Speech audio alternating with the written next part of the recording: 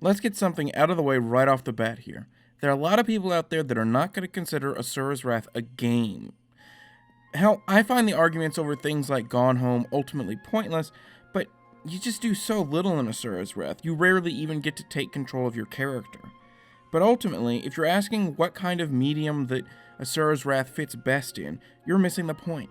Sure, the vast majority of it's spent watching what is basically a generic anime revenge story rendered in Unreal Engine 3, occasionally interrupted by extremely brief gameplay segments and a ton of QuickTime events.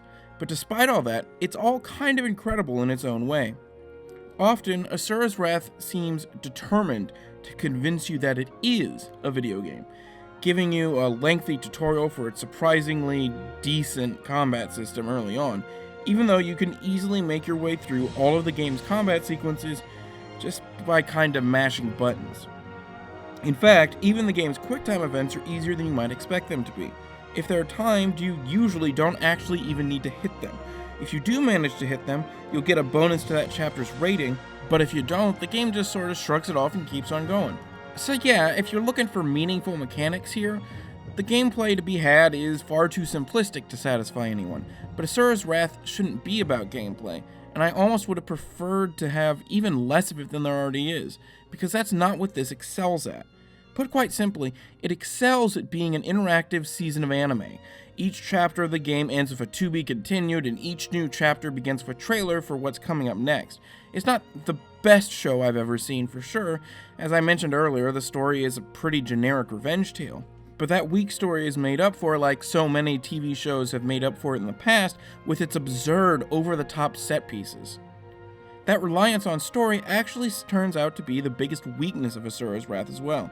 Capcom decided to get a little bit greedy with their DLC plans for this game. In short, its conclusion isn't a conclusion at all, meaning if you want to see the rest of the story, you need to buy the DLC, which is pretty shitty. But I still feel like, even if you don't plan on buying that DLC, Asura's Wrath is an experience worth having.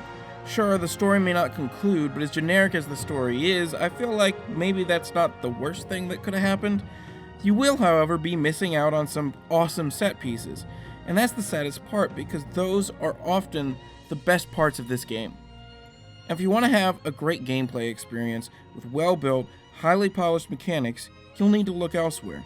But if you feel like having a bombastic fun time while not really having to engage with gameplay aspects to any great extent, Asura's Wrath scratches that itch in a deeply fulfilling way.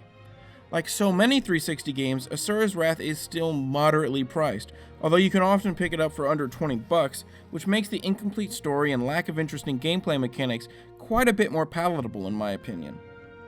Every Friday, I look at games that were ignored when they came out, or have been forgotten since. Games that people have missed. If you like that idea, be sure to subscribe so you can see the latest video. If you like this video in particular, be sure to hit that like button, and thanks for watching.